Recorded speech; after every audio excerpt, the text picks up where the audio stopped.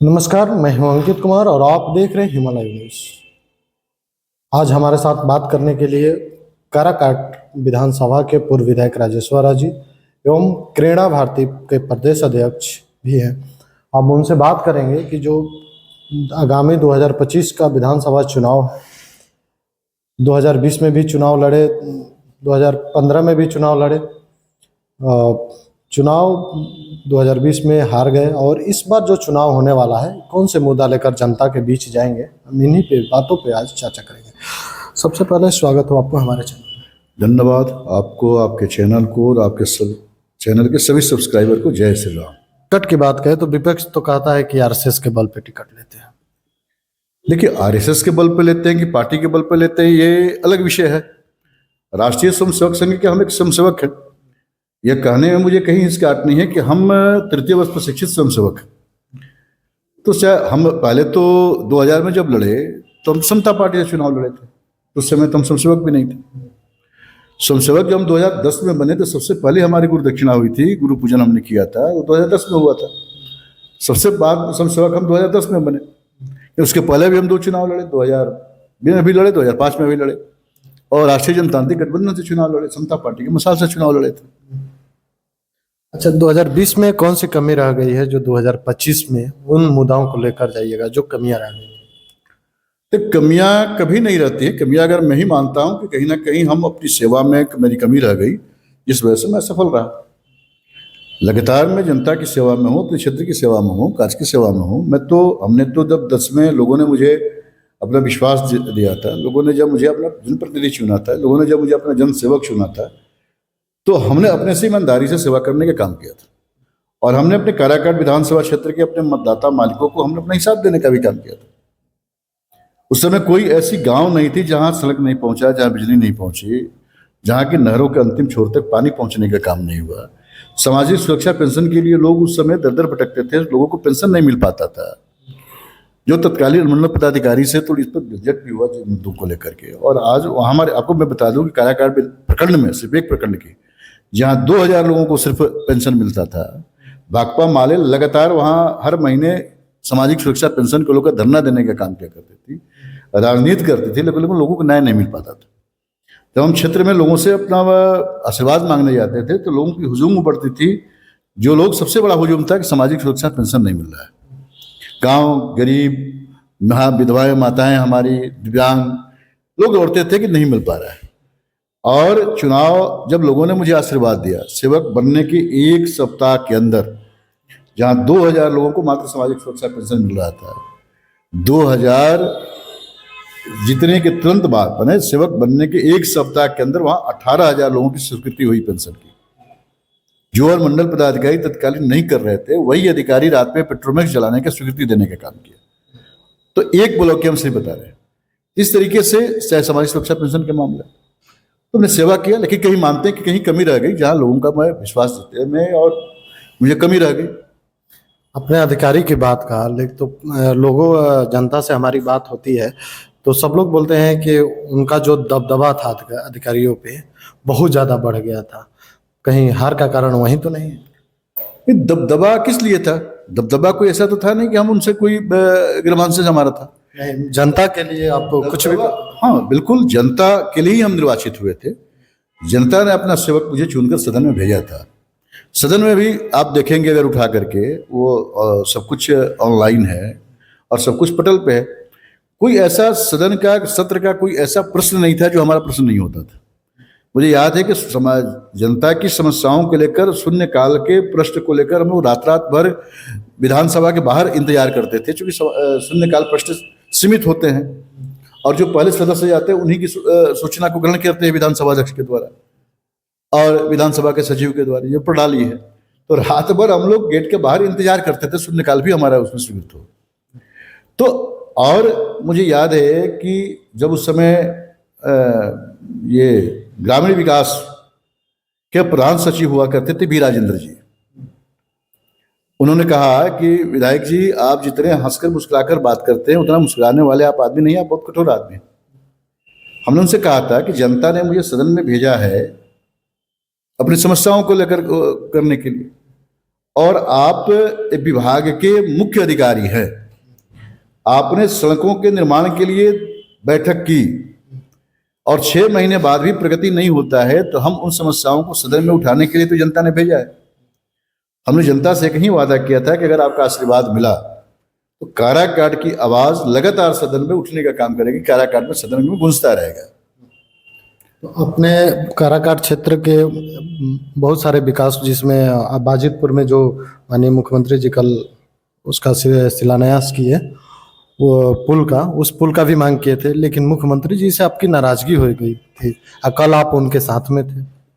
नहीं, माननीय मुख्यमंत्री जी से हमारी नाराजगी नहीं हुई थी। हम राष्ट्रीय जनतांत्रिक गठबंधन के हिस्सा थे पहले भी और हिस्सा रहे। जब आदरणीय नीतीश जी के प्रति मैं आभार व्यक्त करता हूं, कृतज्ञता ज्ञापित करता हूं, आज उनके चलते ही हम सदन में पहुंचे थे। ये कहने में मुझे कहीं हिचकिचाहट नहीं है। आदरणीय नीतीश जी का काफी मुझे स्नेह मिला था, हमारे अभिभावक थे हमारे और आज भी हैं। लेकिन जब राष्ट्रीय जनतांत्रिक गठबंधन से नाता उन्होंने तोड़ा और जब माननीय प्रधानमंत्री जी का भोज था यहाँ जब कैंसिल हुआ था, तो विधायक दल की बैठक में भी हमने इसका विरोध किया था कि माननीय मुख्यमंत्री जी इसका अच्छा संदेश नहीं गया है। तो माननीय मुख्यमंत्री जी उसमें डांट कर बैठाया था मुझे, तो हमने उस समय भी अपनी बातों को रखने का काम किया था। और जब ये राष्ट्रीय जनता दल से समझौता की बात हुई तो मुझे बात अच्छी नहीं लगी और हमने कहा कि हम लोगों ने पूरी जवानी राष्ट्रीय जनता दल के खिलाफ सड़कों पर जो अराजकता की हालात थे बिहार में, उसके खिलाफ हम लोगों ने जवानी दिया माननीय मुख्यमंत्री नीतीश जी आपके साथ, और फिर आप वहीं जा रहे हैं, तो ये नागवार मुझे गुजरा। और तब हमने गठबंधन जहां हम थे वहीं रहे, माननीय मुख्यमंत्री जी गए वहां, हम वहीं थे जहां थे, जहां मुख्यमंत्री जी के साथ जो हमने शपथ लिया था उनके साथ काम करने का समता पार्टी से। 1998 में हम माननीय नीतीश कुमार जी के साथ आए थे और उनके साथ हम काम कर रहे थे। अच्छा, कल क्या बात हुई जब मुलाकात हुआ नीतीश कुमार जी से? हमने आभार व्यक्त किया उनके प्रति, हमने तो कृतज्ञता ज्ञापित की कि जब प्रगति यात्रा के दौरान माननीय मुख्यमंत्री जी का रोहतास जिले में आगमन होता है और वो काराकाट विधानसभा क्षेत्र के 2 पंचायतों में जाते हैं, इससे बड़ा और बड़ी बात क्या हो सकती है। हमारे ही नहीं, हमारे विधानसभा क्षेत्र के तमाम लोगों में उत्साह था कि रोहतास जिले के प्रगति यात्रा के दरमियान माननीय मुख्यमंत्री इतना लंबा दौरा कहीं नहीं किए। जहां चौपर से हमारे घोसियाकुर्द के पंचायत के घोसियाकुर्द पहुंचते हैं, वहीं हमारे आदरणीय मुख्यमंत्री जी संझौली मंडल के संझौली प्रखंड के संझौली पंचायत के बाजितपुर गांव में भी जाते हैं, जो पुल लोगों की पूर्व परिचित मांग थी, जहां मुख्यमंत्री सेतु विकास योजना के तहत पुल निर्माण भी कराया था, जहां अप्रोच रोड नहीं बनने के कारण मैं चुनाव हार गया, नहीं बन सका आज तक। और आज वहां नदी का धार बदल चुका है और वहां एक अन्यत्र पुल की आवश्यकता है, जो काफी दर्जनों गांव के लोग उससे प्रभावित होने वाले हैं। तो हम आभार भी व्यक्त करते हैं माननीय मुख्यमंत्री जी को, जिन्होंने उस समस्या की ओर माननीय मुख्यमंत्री जी का ध्यान गया और वो सौगात देने का काम किया, वहां उनको स्वीकृति भी उन्होंने प्रदान की है। जो स्थानीय विधायक है बोल रहे हैं कि हमारे मांग पे मिल रहा है, ये तो आप खुद निर्णय कर सकते हैं। जब वहां पुल बना तो कहां बना, और यदि उनके मांग पे बना तो माननीय विधायक जी को तो स्वागत में खड़ा रहना चाहिए था। जब वहां पुल बना, कब बना? हमारे पूर्व भी यही माननीय विधायक जी थे, हमारे पूर्व में भी माननीय विधायक जी थे। एक भी उपलब्धि बता दें, कितने गांवों तक सड़क पहुंची थी 2010 के पहले? कितने गांवों तक बिजली पहुंची थी, जरा भी बता दें। कितने नहरों के पानी अंतिम छोर तक पहुंच रहे थे? कितने अस्पतालों में एम्बुलेंस थे? कितने प्रखंड मुख्यालयों पर गोदाम थे? या आपको मैं बता दूं कि किसानों के धान की खरीदारी हमने हर ब्लॉक पंचायत, जहां हमारे पैक्स खरीदारी कर रहे थे, हमने हर ब्लॉक मुख्यालय पर धान की खरीदारी प्रारंभ कराई थी और हर ब्लॉक मुख्यालय पर बड़ा बड़ा गोदाम बना, आज भी बना है गोदाम। हर पंचायत प्रखंड मुख्यालयों पर हमने स्टेडियम निर्माण कराने का काम किया, हमारे पहले भी माननीय विधायक जी थे। जरा बता दें कितने उन्होंने निर्माण कराया था।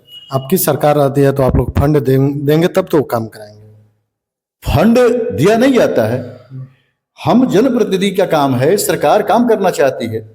आज प्रधानमंत्री आवास योजना है, प्रधानमंत्री क्षेत्र विकास योजना है, प्रधानमंत्री सड़क योजना है, प्रधानमंत्री सेतु योजना है, मुख्यमंत्री सेतु योजना है, मुख्यमंत्री सड़क योजना है।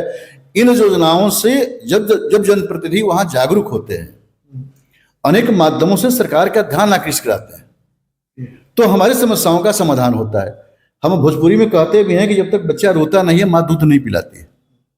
जिस बच्चे को जनने का काम माँ करती है, जब बच्चा रोता है तभी माँ दूध पिलाती है।